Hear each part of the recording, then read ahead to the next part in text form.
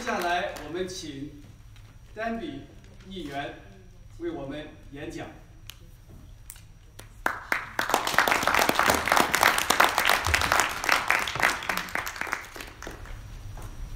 It's going to be translated? Not right now. By someone? Yes.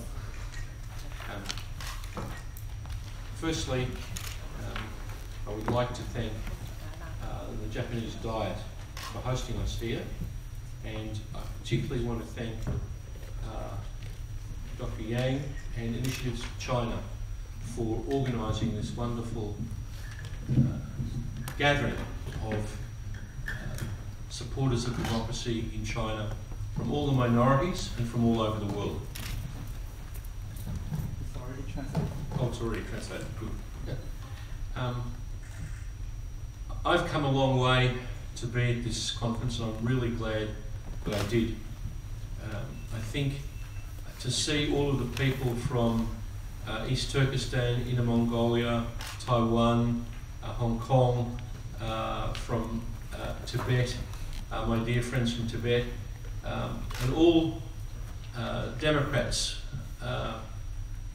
Chinese origin here in Japan, trying to see that universal human rights and democratic rights are extended to all people.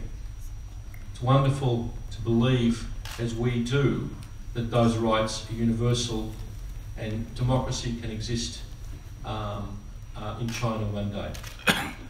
China is an ancient civilization, a civilization that we all respect.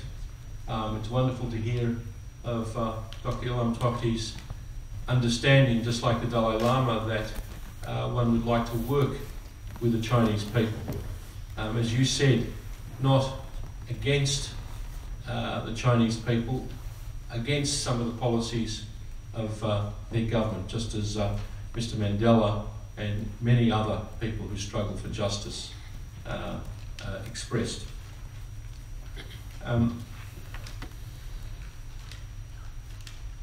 One of the myths that this conference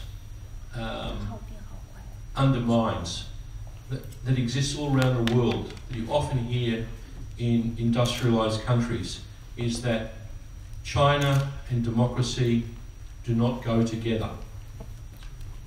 Of course that's not true. Of course Chinese people and all the minorities want the same rights that we have in the rest of the world. And it's proved in these young people from Hong Kong, in Taiwan, with the way the Tibetans elect their international representatives, even though they're in exile, that of course democracy can exist along with economic development and a great history and a great culture like China has. So we're here sitting in Tokyo at this wonderful conference organised by Initiatives for China, and we shouldn't believe that maybe next year there won't be a dramatic breakthrough where all of the democratic values that we express here are not shared in Beijing and Shanghai and all of the great cities of China. Let's remember, no one believed in 1989 that Soviet communism would fall down. No one believed that a playwright like Václav Havel will become the president of Czechoslovakia, or then the Czech Republic after that.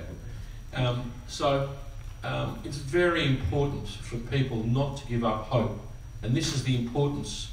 Dr. Yang, I want to congratulate you and all of the people who supported China initiatives in keeping hope alive for the Chinese people. You're doing a great thing for them, not for yourselves, but for a great civilization that deserves better than it gets now. It's okay to offer people economic progress, a few dollars more, a few more washing machines, a few more cars, but this is not life. It's not the end of life. And it's so encouraging for me as an Australian Democrat to see these young people from Tibet over there and from Hong Kong here, to see all of you. It shows that we keep hope alive, and that's what China initiatives have done. When I hear of what was done to Dr. Toti and all of the things I know are going on in Tibet, the threats against Taiwan, I understand that it's worthwhile people in the rest of the world standing up for the Chinese people.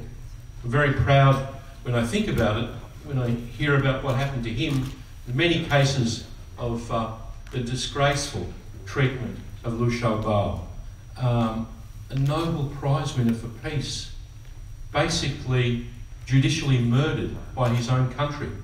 And no one says anything about it in the rest of the world.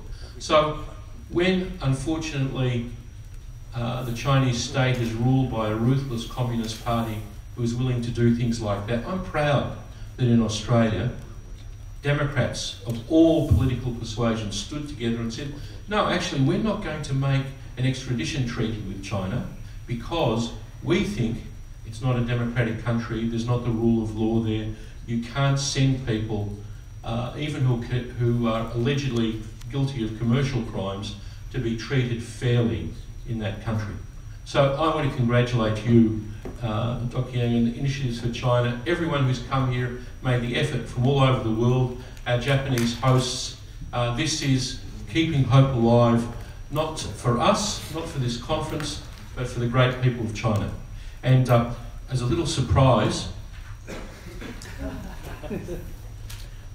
I want to ask you to come up, Dr. Yang, and I want to present you with something from Australia, from me, as appreciation of many of the delegates here of your efforts in this conference. So it's a beautiful set of Thank you. cufflinks.